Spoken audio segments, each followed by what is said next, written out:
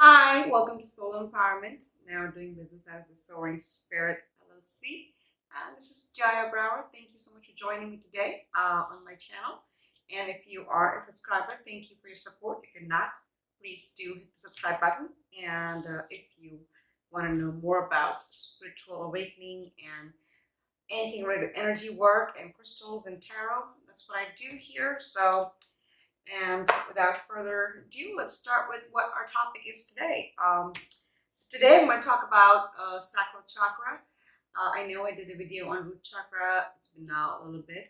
So this is a continuation of the series, and hopefully I'll be, getting the other chakras in order soon here. So let's start with Sacral Chakra, okay? I have my notes here just so I don't forget. And I should keep a pen here too, just so I know if I've forgotten something. So Sacral Chakra, it's actually, in Sanskrit, the word is swadishthana.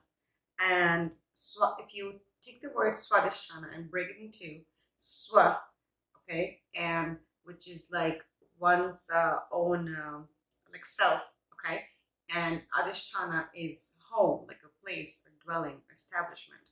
So together, it's like one's own home, one's own establishments, one's kind of sense of place, okay.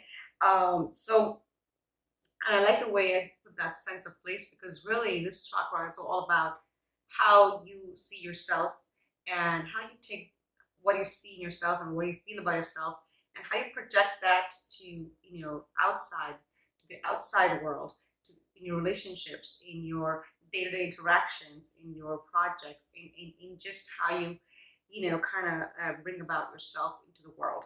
So this chakra is really, really important. Just like the root chakra is also important, this chakra is also very important in that it, like anything that is, if it's imbalanced here, you're going to feel a lot of different emotions and guilt, okay, that may come along with in your living, in your day-to-day living, okay. So let's just go back to first what this chakra is. Okay, this chakra is about 2 finger width, so 2 finger widths below your navel, and it's not really a physical thing. If you don't know what a chakra is, I definitely you should go back to the first video on root chakra, and there I explain more about what a chakra is and how it works. So yeah, so Sacral Chakra is a 2 finger width below the navel, and it is our place where we actually even store emotions. Even though I know heart is our center for emotions, that the Sacral Chakra, however, also is related to some emotions, are subconscious, and it is a place for feeling, not feeling, but more like creativity, creating ideas, creating businesses, reproduction. It's also a place of basically a center for pleasure. So not just self-respect and self-worth and all self-love, but also how and where we seek pleasure. And so let's go and more further deep here and see if there's points I would like to add here. So the color related to this chakra is orange, and so any if you're meditating, and I will go into it further, that would be a color to meditate on. And the note associated with this chakra is the D note. Again, another sound. If you do singing bowl, there's singing bowls for Sacral Chakra that play the note.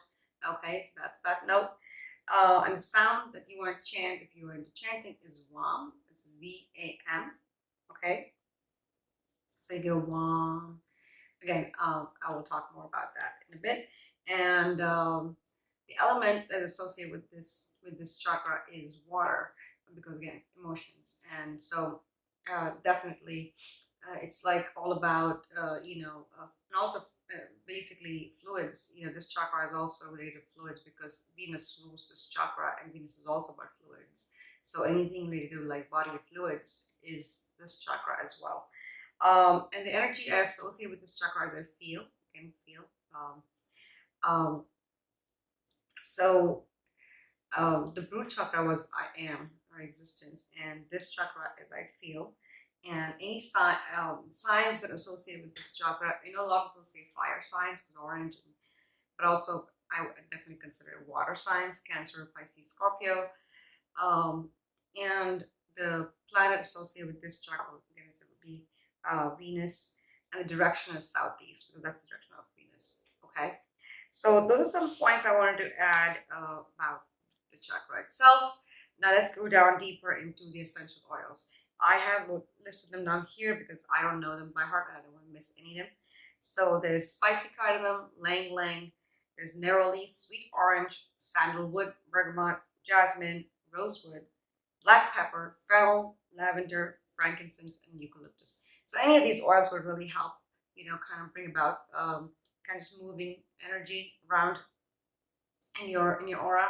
So it's not something that, hey, you gotta do like you feel your chakra is off balance. I'm gonna put some essential oil. Like, it's a continuous use of these oils that'll help us with those imbalances. So let's just move on to how do we know if our sacral chakra is out of balance? Really, there's just uh, there are like subtle, I guess, subtleties when you notice in yourself when you observe yourself. But it's also, I'm hot. Sorry, guys, it's very hot here. But also, there's physical manifestations that I'll talk about. How we kind of what we see in ourselves when this chakra is off balance. So let's just go with the subtleties. So if you feel like you just don't deserve love, or you're guilty of something, and guilt is like you just kind of overpowering you. If there's trauma in your life, you kind of like where you just have these, you can't let go, or you have less self-respect for yourself. You don't know your self-worth. You feel like you don't deserve love. You don't feel important. All these issues are basically right here in the sacral chakra. This is where all these I guess matters are really become irrelevant if this chakra is in balance, because this chakra is about us, what we feel, how we feel about ourselves, in us, within us, without worrying about anybody else. So if we give ourselves respect, if we give ourselves love, if we give ourselves care, if we give ourselves, forgiveness, and we feel worthy and important, then that's what we project to the world outside, and that's what happens. So this chakra is mainly talking about how really we are in relation to ourselves. Okay, so it's very important to keep this chakra in balance, and to help kind of balance, bring about any release any blockages that may be. Okay, so I just have a note here about like what a balanced sacral chakra is. It's just when you know your worth, when you know who you are, and you kind of just like project that to the outside world, and it's like there's no, oh, can I do this, am I going to be capable of doing this project, can I see this through, or will I be able to, like, well, why will this guy want me, I don't look so pretty, or whatever, any of these things where you feel like you're not important, you don't deserve, you're not worthy. This is where we need to work on. Okay, so let's talk about the physical manifestation of this imbalance in sacral chakra. So I can think of anything related to our reproductive system, our sexual organs, like impotency, infertility. It could be even uterus and uterine issues. It could be impotency. It could be not able to have kids. It could be abortions, miscarriages. It could also be dysfunction, sexual dysfunction, and then let's see, hypersexual and hyposexual both, right? PMS issues in women, kidney issues, bladder issues, testosterone issues, yep, all these ovary issues, cysts, eating disorders. Okay, why eating? Why do we have eating disorders here? Because again, food is what we kind of consume to feel better. So sometimes our emotions are so off that we just start eating, Okay, so that's another sign, like, okay, there's something off here. So and insomnia and oversleeping. So all these are signs of there might be an imbalance in your sacral chakra that you have to look at. Okay, so let's see, what are we going to talk here next? Oh, I want to also mention some emotional, kind of things that you may be dealing with if you have an imbalance in the sacral chakra. I have here codependency. This is huge because so many times in our relationships we have no idea why they're not working, or we have no idea what's kind of, what's going on, why it's not going the way it's going, or why is it going south. Well, nowadays the major issue is codependency. There's lots of books on codependency and what it is, but it's basically when you are just, pretty much dependent on the other person, and your identity is so connected to the other person, you can't really do much without the other person. You don't know who you are without the other person. That's what codependency in short means. So that's codependency. Guilt, trust issues, emotional instability, lack of inspiration, depression. So all these are just signs of like emotional, emotions and how you feel emotionally when you have an imbalanced sacral chakra. Oh, and the big one was lack of creativity, feeling, anxious and compulsive behaviors. So those are that. So now the best part of the video is how we balance this chakra. Okay, so there's lots of ways. First and most, I should say, the first method that a lot of people don't think of is meditation. Okay, there's lots of meditations to just let go, to heal, to bring your chakras in balance, in alignment, open your chakras. There's lots of different videos on YouTube that have that. But if you just simply close your eyes and, just kind of visualize, first of all, set the intention that I want to release any blockages in my sacral chakra. I want to open up my sacral chakra. I want to bring it in alignment with the other chakras. So really set the intention. Okay, you don't have to speak out loud. You can just see it in your mind, and then close your eyes and just breathe first, and just kind of sense of where your tension in the body is. And as you breathe, you want to try and breathe in deep, and you want to try and pull in as much as you can in the abdominal muscles, and contract them, and as if you're pulling the energy from the base of the spine up from here to the top chakras, and then just and of course breathe out. And this is all through your nose, no mouth here. And so this is what this does is just it brings back the circulation of the energy. It gets moving. So if anything is stuck, any energy is stuck, it gets moving. That the conscious effort of contracting the muscles around the sacral area, obviously also the pelvis area, and pulling it all the way up. The energy as if you're sucking it, like a water from a straw, like when it comes up, like that, and just then releasing it, will basically get the energy moving. Or if you can just sit here and breathe normally through your nose. If you can do belly breathing, that's perfect. And visualize like a orange ball of light, just clockwise, right around here on your navel region, a bit lower than the navel region, I would say. And it's just like rotating, in a very smooth way. Okay, not too fast, not too slow, just like smooth motion. That's another way. If you can meditate and then just chant, wow, wow. That's another way to do it. Okay, so you can meditate light sound. You can also play a singing bowl. I don't really have a singing bowl for the sacral chakra, but you can get singing bowls for different chakras. All you would do is you just go like this. Sorry if you're listening on headphones. I did not give you a warning. I didn't know I was going to do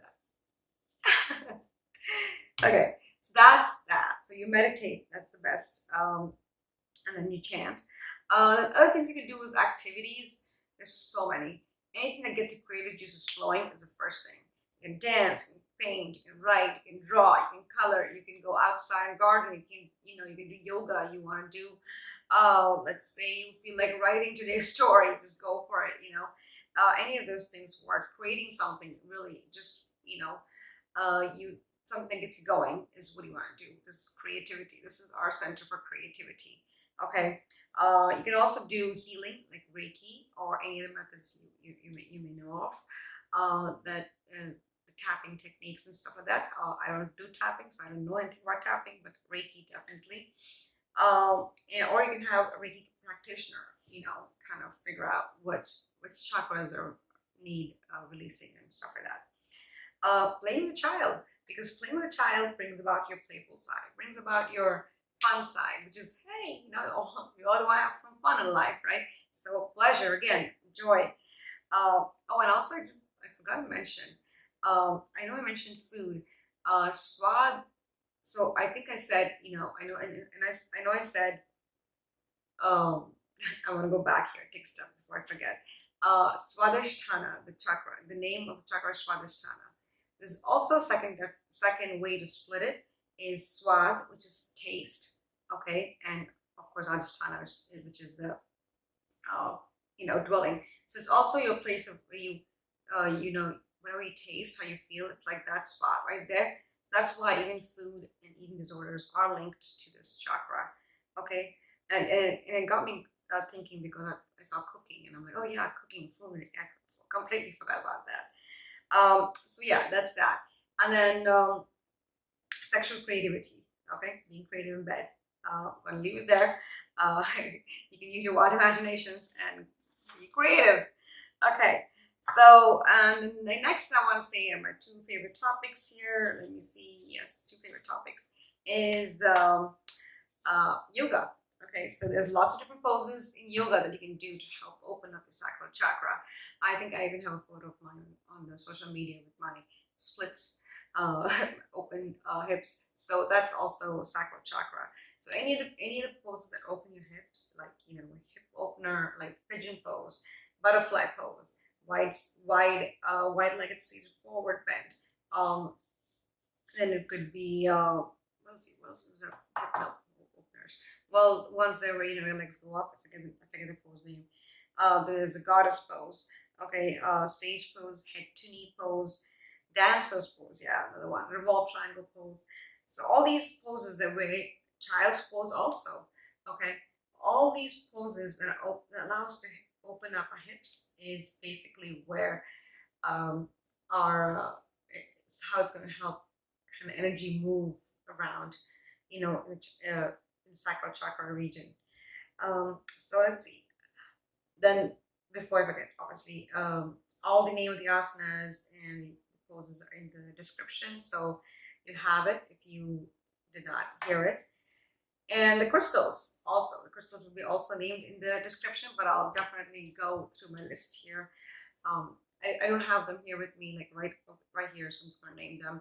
Carnelian, garnet, orange calcite, sunstone, jasper, let's see, pyrite, tiger's eye, citrine, amber, snowflake obsidian, moonstone. I don't think I've got any of them. Yeah, and unakite jasper.